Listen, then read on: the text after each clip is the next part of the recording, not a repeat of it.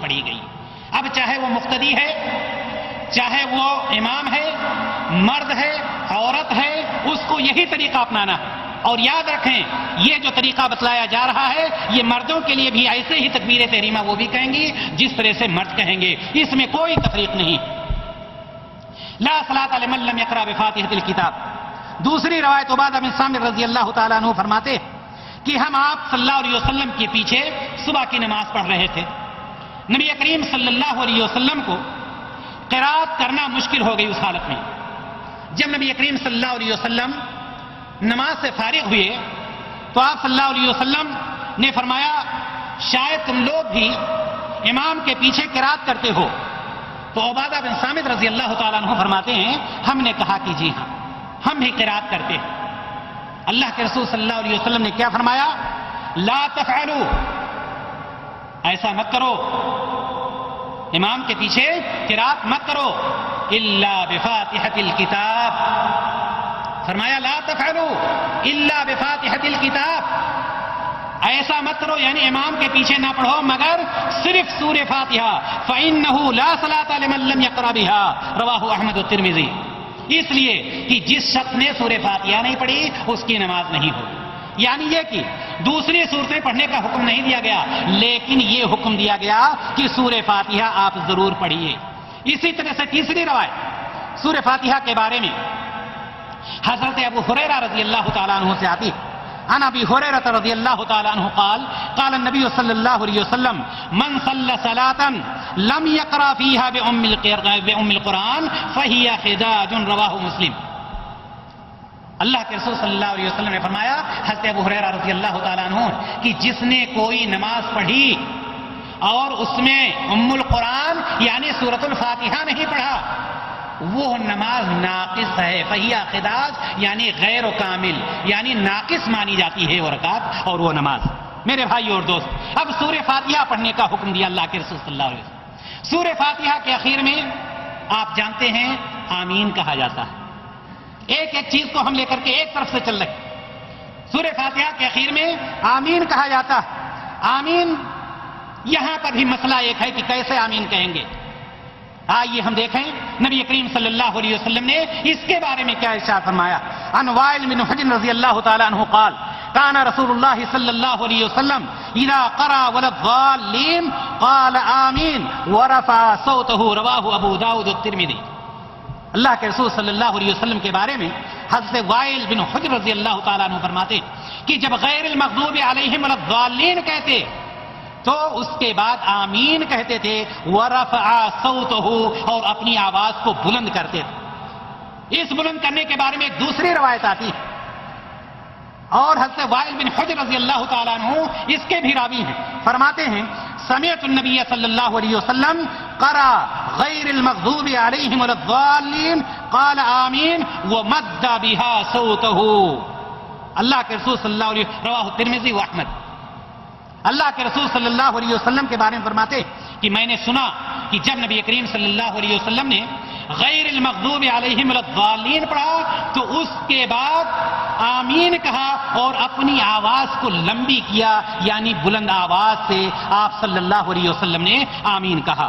دینی بھائی اور دوستو یہ تو بات ہو گئی سورہ فاتحہ تک. آگے اللہ کے رسول صلی اللہ علیہ وسلم صحابی کو کیا بتلا رہے ہیں؟ ثم ارکع حتی تطمئن راکعا. جب آپ نے سورہ فاتحہ پڑھ لیا اور اس کے بعد کوئی سورت پڑھ لی تو اس کے بعد آپ کو کیا کرنا ہے؟ رکوع کرنا ہے. رکوع کا طریقہ کیا ہونا چاہیے اور رکوع میں جائیں گے کیسے، ہمیں یہ چیز سب سے پہلے جان لینی چاہیے. حضرت ابن عمر رضی اللہ تعالیٰ عنہ کہتے ہیں کہ میں نے آپ صلی اللہ علیہ وسلم کو دیکھا کہ جب آپ صلی اللہ علیہ وسلم نماز شروع کرتے رفع یدیہ حتی یحاذی منکبیہ وقبل ان یرکع واذا رفع من الرکوع ولا یرفعهما بین السجدتین، رواہ البخاری و مسلم. حضرت ابن عمر رضی اللہ تعالی عنہ کی روایت فرماتے ہیں کہ جب نبی کریم صلی اللہ علیہ وسلم نماز شروع کرتے تھے تو تکبیر تحریمہ کہتے ہوئے رفع الیدین کرتے اور جب رکوع میں جاتے تو رفع الیدین کرتے اور جب رکوع سے اٹھتے تب رفع الیدین کرتے. ولا يرفعهما بین السجدتین، لیکن دونوں سجدوں کے درمیان نہیں کرتے. معلوم یہ ہوا کہ جب اب ہمیں کیا کرنا ہے، ہمیں رکوع کرنا ہے، رکوع میں جانا ہے. آپ سورہ فاتحہ پڑھ چکے، کوئی سورت پڑھ چکے، اب رکوع میں جاتے وقت آپ اپنے ہاتھوں کو کندھوں کے برابر یا کان کے برابر لے جائیں گے اور رکوع میں چلے جائیں گے. رکوع میں کیسے جائیں گے؟ کیا رکوع میں گئے اور کھڑے ہوئے ہیں آدھا اور آدھا؟ اللہ کے رسول صلی اللہ علیہ وسلم ثم ارکع حتی تطمئن راکعا، رکوع جائیے، بالکل پیٹھ آپ کی سیدھی ہونی چاہیے. یہ نہیں کہ ایسے ہو سر آپ کی اٹھی ہوئی، سر اٹھا ہوا ہو، نہیں، بالکل سیدھی پیٹھ ہونی چاہیے، سر بھی بالکل برابر ہونا چاہیے. یہ دونوں حصہ، پورا حصہ بالکل برابر ہونا چاہیے. ایک بات. دوسری بات یہ کہ رکوع حتی تطمئن راکعا، یہاں تک کہ رکوع میں آپ کو اطمینان حاصل ہو جائے. یہ نہیں کہ رکوع گئے اور فوراً اٹھ گئے. یہی وجہ تھی کہ صحابی کو نبی کریم صلی اللہ علیہ وسلم فرماتے تھے ارجع فصلی فانک لم تصلی، جاؤ دوبارہ. کیا کوئی رکوع نہیں چھوڑ رہے تھے، وہ سجدہ نہیں چھوڑ رہے تھے، کوئی چیز، بس جلدی جلدی نماز ہو رہی تھی. نہ رکوع اچھے سے ہو رہا تھا، نہ سجدہ اچھے سے ہو رہا تھا، جس کی وجہ سے نبی کریم صلی اللہ علیہ وسلم نے فرمایا گویا کہ تم نے نماز ہی نہیں پڑھی. تو حتی تطمئن راکعا، اب یہاں پر رکوع میں جا کر رکوع کی دعا وہ شخص پڑھے گا سبحان ربی العظیم یا دوسری دعائیں جو بھی ثابت ہیں، دعائیں پڑھ لیا، سیدھا وہ شخص بالکل پیٹھ سیدھی کر کے رکوع میں وہ کھڑا ہوا. اب وہ سمی اللہ لمن حمدہ کہہ کر کے اٹھنا چاہتا. ایسے اٹھتے ہوئے وہ کیا کرے گا؟ ظاہر سی بات ہے جیسا کہ پہلی روایت بخاری اور مسلم کی آئی کہ وہ شخص جب رکوع سے اٹھے گا تو رکوع سے اٹھتے وقت رفع الیدین کرے گا. رفع الیدین یعنی کندھے تک ہاتھ اٹھائے یا کان کے برابر تک ہاتھ لے جائے. رفع الیدین کے بارے میں بہت سارے مشاکل آتے ہیں. کچھ لوگ کہتے ہیں یہ صحیح ہے، کچھ لوگ کہتے ہیں یہ غلط نہیں، یہ غلط ہے اور یہ ہے ایسا ہے. لیکن آئیے ہم اس کو بھی سمجھ لیتے ہیں. پہلی بات، بخاری اور مسلم کی روایت آپ کے سامنے پیش کی جا چکی. آئیے کچھ علماء کے اقوال ہم دیکھتے ہیں، ان کے فتاوے کیا رفع الیدین کے بارے میں. حضرت شاہ ولی اللہ محدث دہلوی رحمہ اللہ کو آپ جانتے ہیں، وہ فرماتے ہیں کہ جب رکوع کرنے کا ارادہ کرے، جب کوئی شخص رکوع کرنے کا ارادہ کرے اور جب اس سے سر اٹھانے کا ارادہ کرے تو اس کو چاہیے کہ وہ رفع الیدین کرے. حجت اللہ البالغہ میں شاہ ولی اللہ محدث دہلوی رحمہ اللہ یہ فرماتے ہیں. اسی طرح سے مولانا عبدالحی حنفی رحمہ اللہ کا نام معروف ہے، سب کوئی جانتا ہے. وہ کیا لکھتے ہیں؟ وہ فرماتے ہیں، ان کا فتویٰ ہے کہ رسول اللہ صلی اللہ علیہ وسلم سے رفع الیدین کرنے کا بہت کافی اور نہایت عمدہ ثبوت ہے.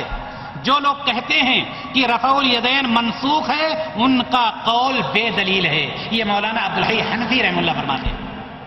ان کے بعد آئیے دیکھیں حنفی مذہب کی معروف اور مشہور اور معتبر کتاب در مختار، ہر کوئی اس کتاب کو جانتا ہے.